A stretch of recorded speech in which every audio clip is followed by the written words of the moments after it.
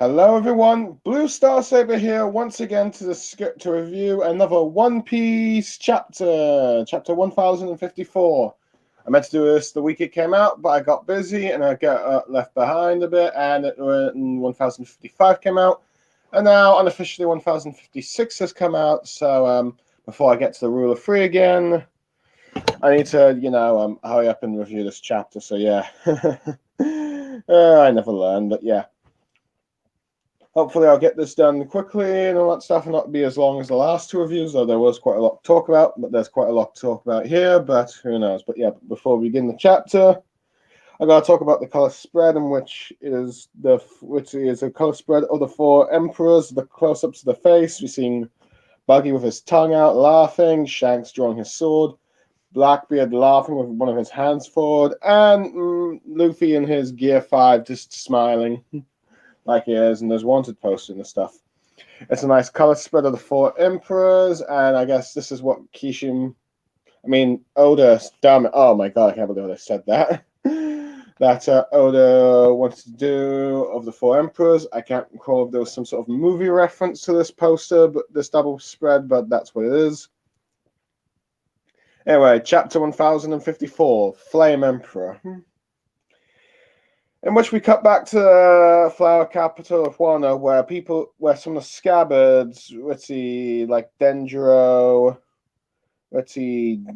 Dogstorm and Cat Viper are noticing that someone's outside, a threat's outside of the capital, and they decided not to let Luffy and his companions hear about it and all that stuff. Let's see, as I think trying to remember. Admiral Greenbull, yeah, I think Admiral Greenbull. Also, Aramaki. I still gotta get used to his new name. I'll be honest, but yeah. Let's talk about how the influence, the thing about influence, about how when you really want it, it really is hard to gain, all that stuff. I think in some translations it talked about how, Luffy's ability to make friends really is a frightening thing indeed. But yeah, either way, he starts walking and we see plants growing around him, and he stops once he sees the samurai in front of him and tells them to get out of his way, in which we see Denjiro, Cat Viper, Dogstorm, Karamatsu, Raizo, and Shinobu blocking his path. With Raizo and Denjiro noticing and telling Denjiro that it's someone from the Navy or one of Luffy's enemies from the outside world. With the Admiral asking if they really know how things work and all that stuff. And then goes on about how the celestial dragons are gods of this world, and a country not affiliated with the government is nothing, and they have no rights, so they're not to blame for how the world works. So then seeing all that stuff as he starts to use his devil fruit powers, and Dogstorm cuts a bit. As it's revealed that using a move called Grooves of Wrath, and so as he reveals that he is a woodsman with the power of the woods fruit, and he can create as much forest as there is life in the sea and all that stuff, saying that it's pure Logi nature itself. As we see some people celebrating in capital, not realizing the danger that they now might just be in. As he goes on about how mankind has progressed through by treating others as inferiors and all that stuff, and how, the rest of the world can look down on this, as the rest of them can look down the noses of unaffiliated countries to the world government, and goes on about how discrimination creates solace, or how, in some translations I've seen, creates order and all that stuff, but yeah. He's saying that since these lot are not from the world government or affiliated, they do not matter and they can be discriminated against. As he goes on about how it doesn't matter how many people he kills, as the laws of the world government don't affect these people here, so he'll kill thousands just to get to Straw Hat, just so he gets to Straw Hat Luffy, as the Scabbards and Shinobu start to fight him as they start cutting off his vines and all that stuff. With Yamato joining in, Ritzy, and whacking him with her weapon, so vowing that he won't do a single something like that, which hurts Ritzy Akamaki on the head as he realizes just how some tough haki Yamato has. With Yamato making a speech about how for the last 20 years people had withstood the repression of like Kaido and Orochi, and now that they're finally free, they should be allowed to celebrate again. And he won't let them ruin that for them. With the Admiral asking who Yamato is, and Yamato feels himself as Kaido's son, which shocks the Admiral. And Momonosuke complimenting Yamato for his words, joining the battle and all that stuff, saying he won't allow them to attack their heroes who are now resting, as he attempts to do a blast breath, which does surprise the Admiral that there's another dragon here, but Momonosuke fails to do a dragon breath, which worries Karamatsu and Yamato. But Yamato Momonosuke charges in and attempts to bite Admiral and get him to leave the capital, as he swore that he wouldn't make them he wouldn't make anyone worry, and how he swore off to them and all that stuff, referring to the Straw Hats. With the Admiral from commenting he's never heard anyone with this kind of power, with a pink dragon and all that stuff. Uses his fine wood powers to grab and trap Momonosuke in a similar manner in how the wood star would be used in Naruto to capture tailed beasts or restrain them and all that stuff. With the others trying to come in to help and fight, including Yamato, Momonosuke tells Yamato not to join the fight and all that stuff, which shocks Yamato and all that stuff. Meanwhile, in scene near Wano, we have the redhead pirate. We see the redhead pirate ship commenting about how a weird one has mixed into the bunch, which I think, from what I understand, is referencing the Admiral at the capital there. With, I believe, Lucky Roo, at least it's been a while since all the Beast Pirates, but the Redhead Pirates. But now that Luffy is on the same level as their captain, he's suggesting that,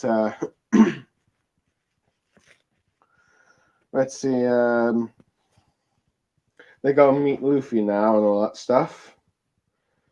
With Shanks commenting it's been ages since he's been to Wano and hasn't been here since he said farewell to Odin, as he wonders if Momonosuke and Hyogi have grown up now.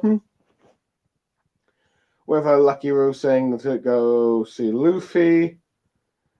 And the dude with the monkey on his head, the officer with the monkey on his head all the time, sucking about how probably amazing he's come so far. But Yasop, Usopp's father, ask him not to disbark, as he's not quite yet ready to face Usopp yet, and all that stuff.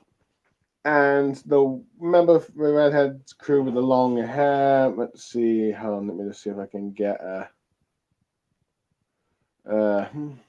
red hair pirates, just the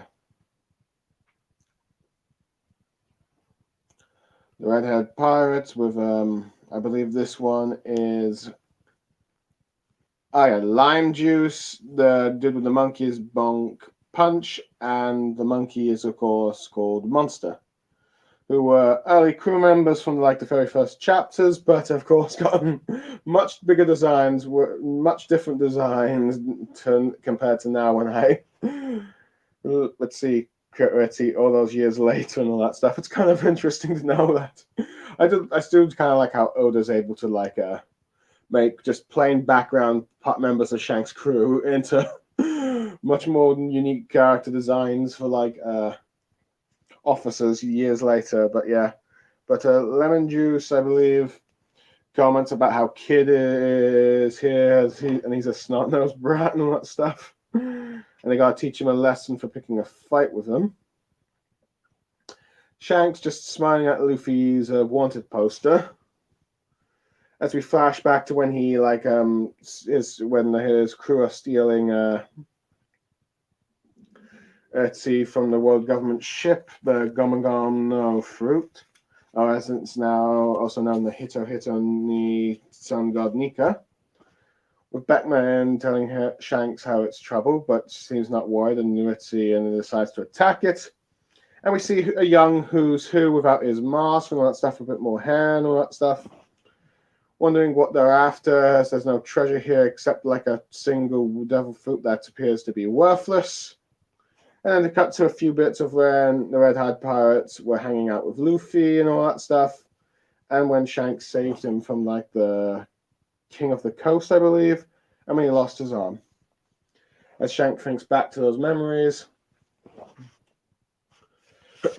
all that stuff, as we then see the lower-ranking people comment about how they're surprised about how the captain seems to know Luffy and all that stuff, and with the one sort of gorilla looking like one saying about how they heard how this Monkey D. Luffy is like some monstrous ape of a man who is uncontrollable, as the rumors they say, who might be a minx for all I know, but it's kind of ironic how you have that member of the crew saying that about Luffy. With Shanks revealing that he's not interested in seeing Luffy, with like shocking some of the officers, with him reminding him what's going on in their territories, with Bartolomeo burning their flags and replacing Luffy's. So they gotta teach him a lesson. With the crew member saying, well, he has a point there. With Shanks then sitting down to join Beckham, and I think the the sake has some sort of like meaning for like a. Hold on, let me just see if I can find that in the trivia. I was going to comment about it, but it's been so long that it's been quite a while, but in the chapter, the Shanks is seen drinking a liquor labeled 67 Shake Number 5. Apparently, it's a reference to Ludwig van Beveren's Symphony Number 5, OP 67, named Fate or Destiny, which might imply how this seems to be Fate or Destiny going on with like Shanks right now, or with like Luffy and his Devil Fruit. But yeah, as he tells Beck that he thinks it's time to make their move to claim the One Piece. Anyway, we cut to Navy HQ about how they're talking about how the revolutionary armies are being kept, getting out of hand, and they need to be put in check. But with like Aki, they're saying that they don't have the troops to send. And with someone saying that they're calling Sabo the Flame Emperor now, which is clearly based off of Ace's most powerful flame attack from his fight against Blackbeard. That he's now a hero to the entire world. As they talk about how the one descendant of the 20 founders attended the revive, or I think it's the Levely. No, it seems the official translation is still calling it the Reverie. But yeah, the only descendant, Nefiti Cobra, and apparently he has been assassinated by Sabo. And that it's a meaningful kill for them and all that stuff. Apparently before that, just hours before, in the land of the gods, and all that stuff, he destroyed the hoof of the Celestial Dragon, a sort of symbol of the world nobles, as a declaration of war to them. And not only did they fight against the admirals Ryoku and Fujitora, let's see who led the Marines there. But let's see. But the outcome of the fight was that Sabo and the rest of the revolutionary commanders that were with him. Let's see. Let me just. Damn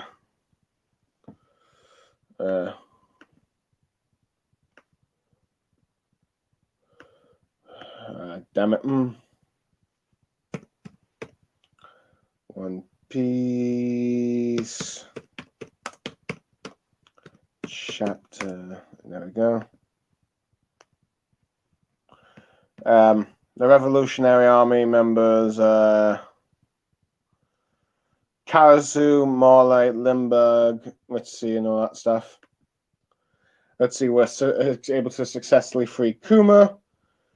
With one of the Marines there trying to say that the admirals probably weren't able to use their full power, but Akihino tells them not to make the excuse.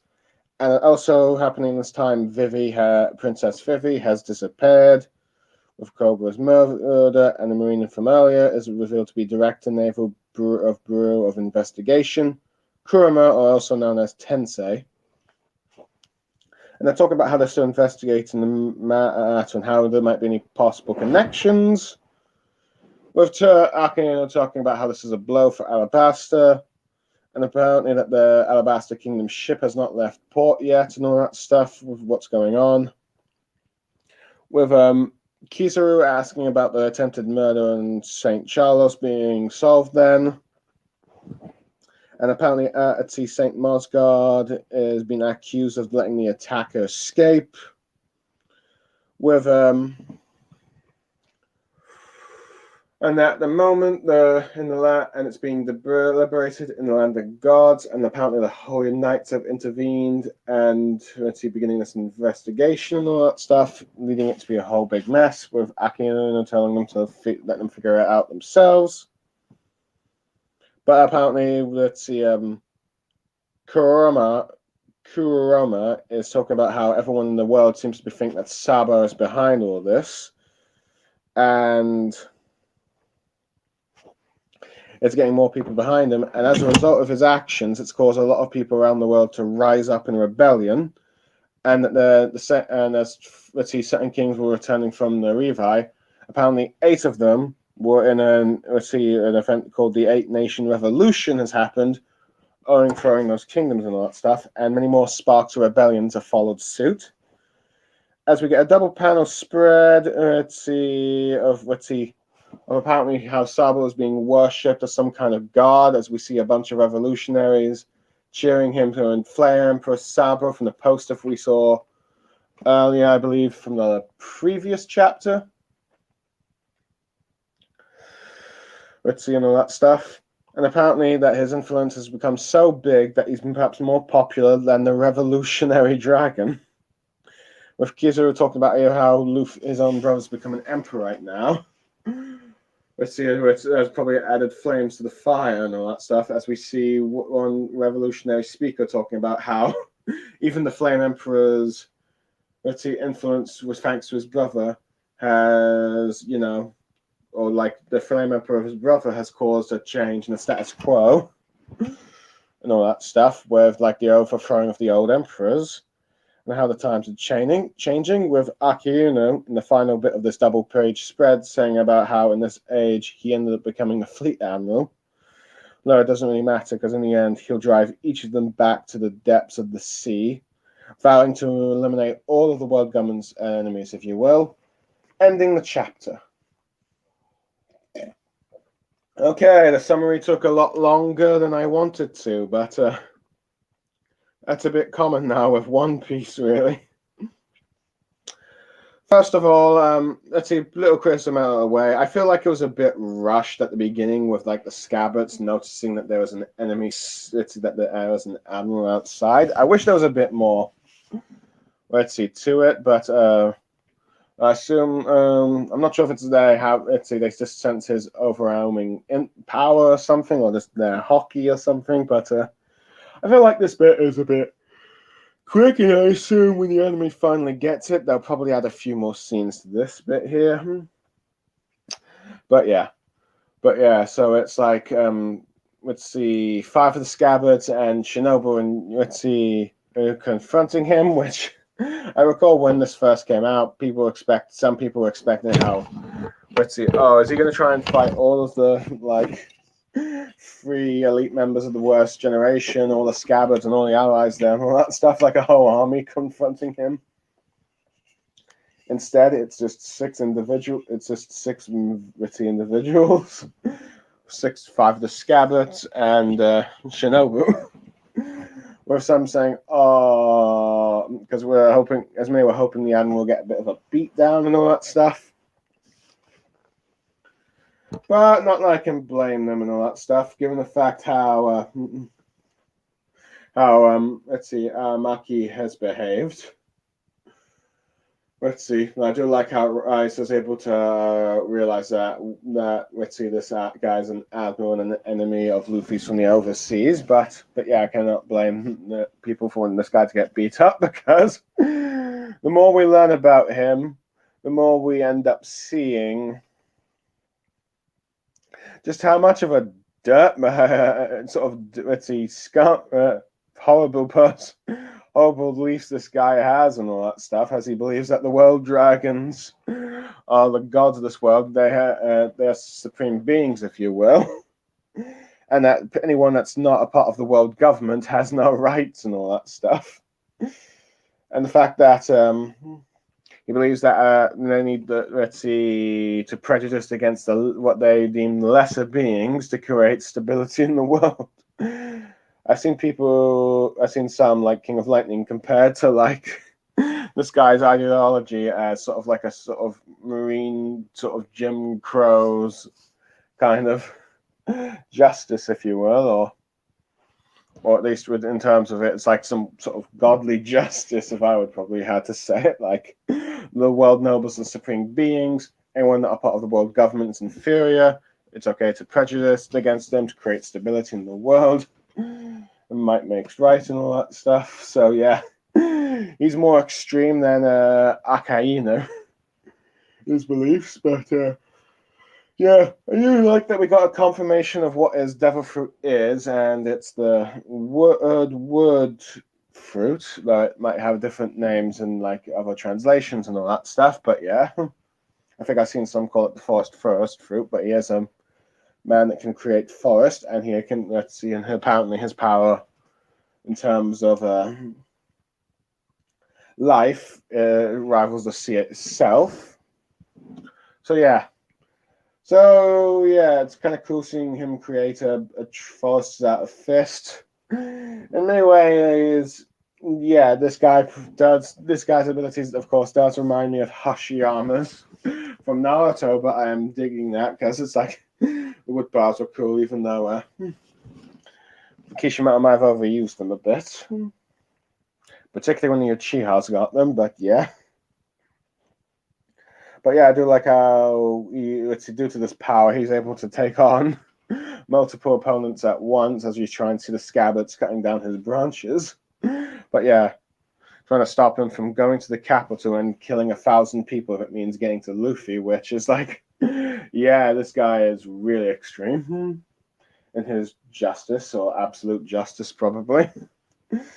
But Yamato, I do like how Yamato will refuse to let it happen, and to show Yamato's strength off, Oda has him just whack the admiral and actually make it hurt a bit. Not enough to take him out, but still hurt him. So yeah, it's interesting how Yamato calls. Oops, I think I undid my free viz viewing of the chapter in there for a second. Sorry about that. But I do like how Yamato ends up revealing that he's Kaido's son, the admiral, who did not realize who Yamato was before. So now he does. So I wouldn't be surprised if Yamato does end up joining the Straw Hats.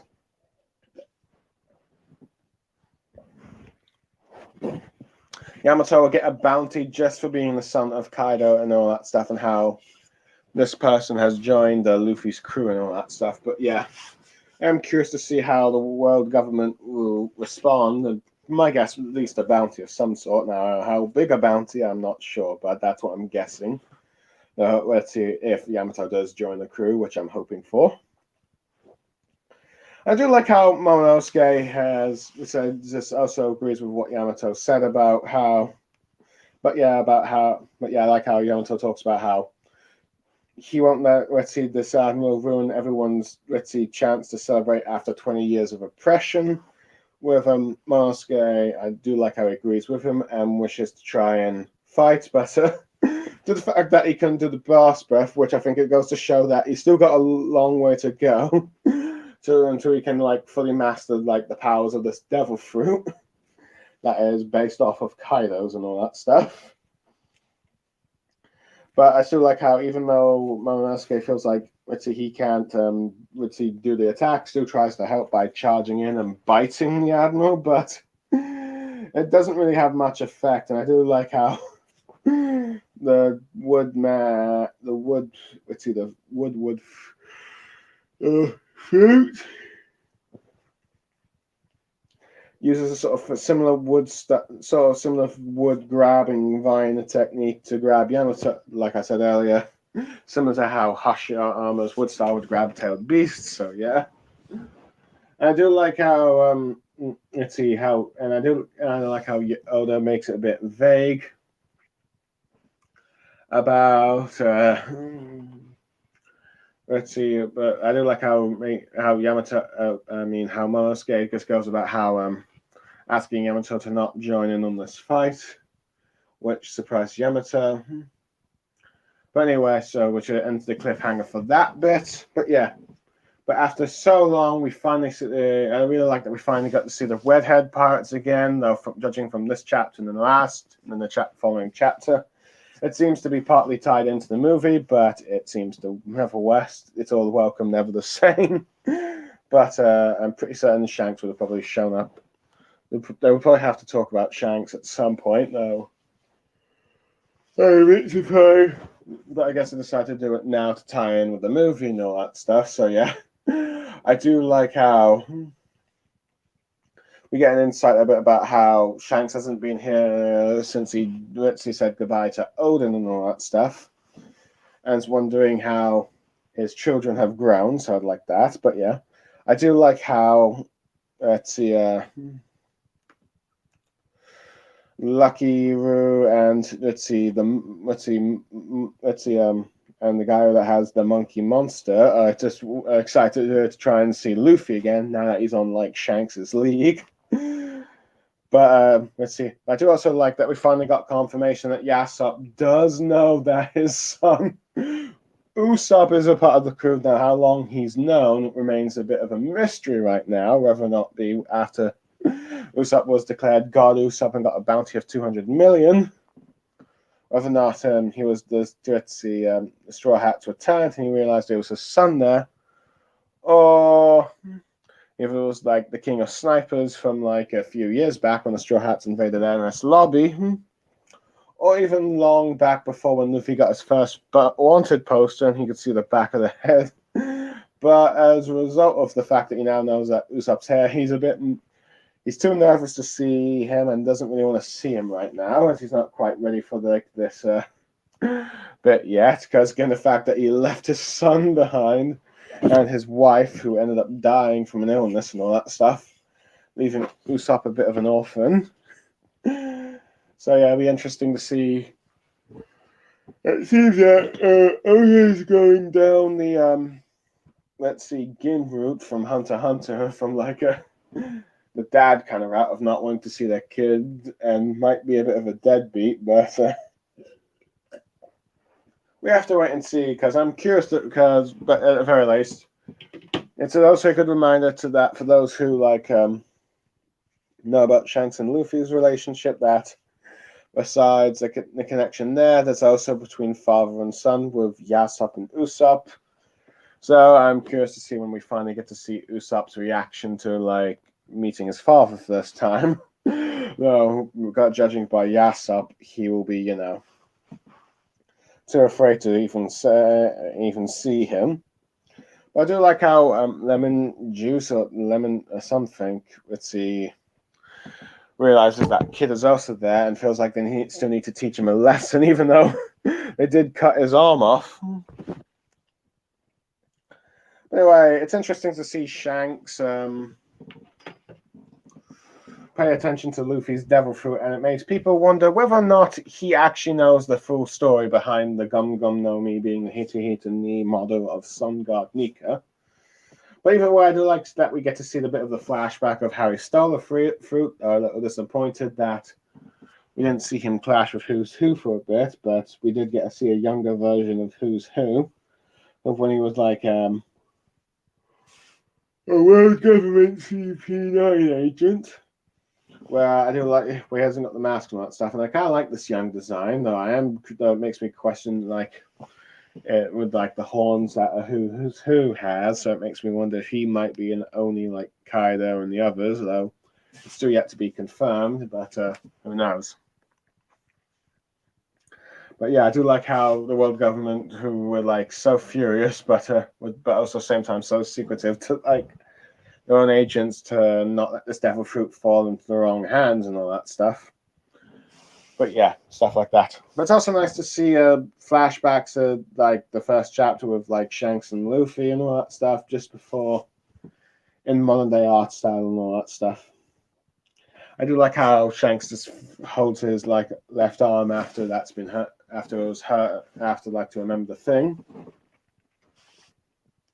I do like how we see for the young crew, we see that we have confirmation that there are members of Shanks' crew who joined after his time in East Blue that don't actually know about like the officers and his relationship to Luffy.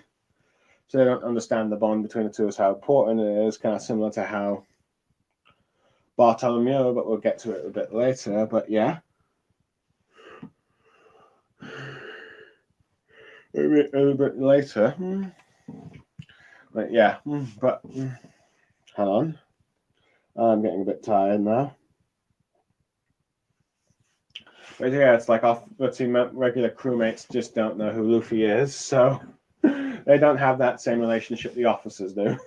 But I do find it funny how what appears to be a minx gorilla talking about how Luffy's like a wild monkey.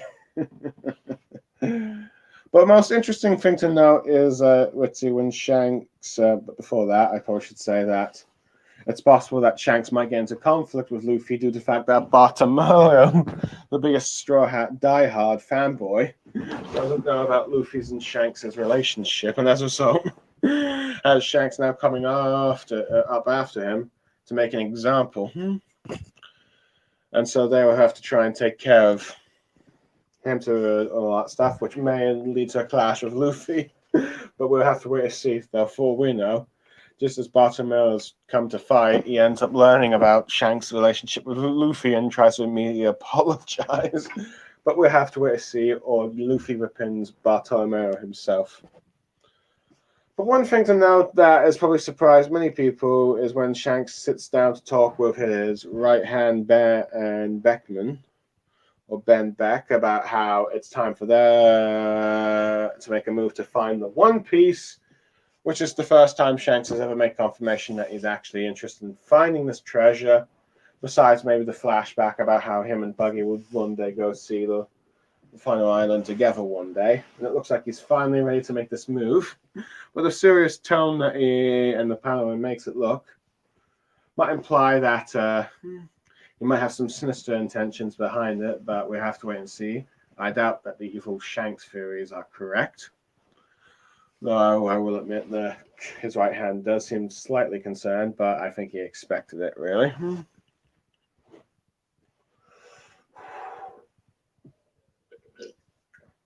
Anyway, ever since like Act 2 ended and we got those interlude chapters, we finally got confirmation from with the Marines about what happened to the Revolutionary Army and Sabo and his friends.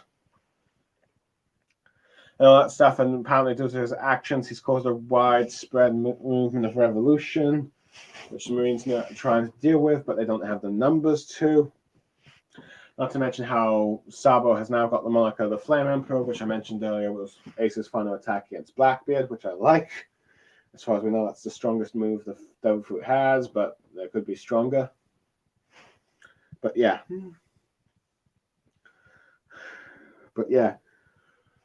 But anyway, it's like we finally got confirmation of what happened with Sabo. That was so shocking with the news and all that stuff. That shocked like the revolutionary armies back. Let's see, the Okama land. Let's see, those that knew him like Makino and Curly Dadden crying and all that stuff about what after just seeing him back. It turns out he's alive. But I feel that what he did is apparently assassinate the king and all that stuff. I say allegedly because we don't have confirmation. It's likely on him and all that stuff, but he's been given the blame and the credit, which has caused many to rise up in revolution, which might have backfired in the government's thing. But yeah, it's kind of shocking to learn that Cobra has been killed off screen. Which we know that he was going to go talk to Gorosei about what the road polyglyphs are and what the Void Sentry is, and it seems like it's possible they've killed him out for asking too many questions. But either way, let's see, the Navy is seeing this as a huge victory for the Revolutionary Army, which has been followed by some other events such as Sabo invading the Celestial Dragon's place to rescue Kuma and destroying the Fire Emblem as declaration of war. Not to mention, with him and his group managed to fight to a standstill against the two admirals and succeed in their objectives. With someone trying to say that they probably had a difficult time, but the admirals, but Akainu is saying, don't make excuses, which after this chapter, you've got a lot of people dissing the admirals compared to the Yonko. Now, I still think that the admirals are pretty powerful, just not at the Yonko level, but I could be wrong. And another interesting thing to note here is how Vivi was apparently also, but he disappeared and all that stuff, which I'm guessing she witnessed her father's death, got rescued by Sabo, and is with him right now. And at some point, we'll get some details about it in the future, in which she will probably reunite with the Straw Hats, and depending on what some believe, might end up rejoining their crew as like their final member, or 13th, depending on how you talk about it, given the fact that some have theorized about Carrot joining, Yamato joining, Tama joining, etc. But yeah, I wouldn't be surprised if he returns to Itzy adventuring with the Straw Hats, mostly to find out the truth of why her father was probably assassinated. But this is just speculation on my part, but yeah, I'm pretty certain it's the world government behind it, not Sabo. But yeah, it's interesting that we also get an introduction of a new Marine, Director of Naval Bureau and Investigation, Kuroma Tensei, who has his own moniker, and I think stands for Black or something. But yeah. So it's nice to see some more different types of Marines and all that stuff. So yeah. But Alabastos, it's nice to know with Vivi's disappearance that Alabastos in chaos because they have lost their king, and even the episode with the warlords abolishment actually did that a bit earlier, whereas not as earlier I could still try and catch the trains at least. So yeah. Let's see.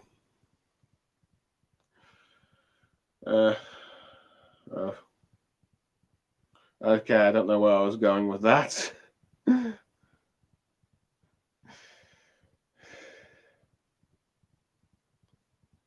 I just talked a bit about my own personal life there for a second, but I've lost track. I'm getting tired now. Hold on.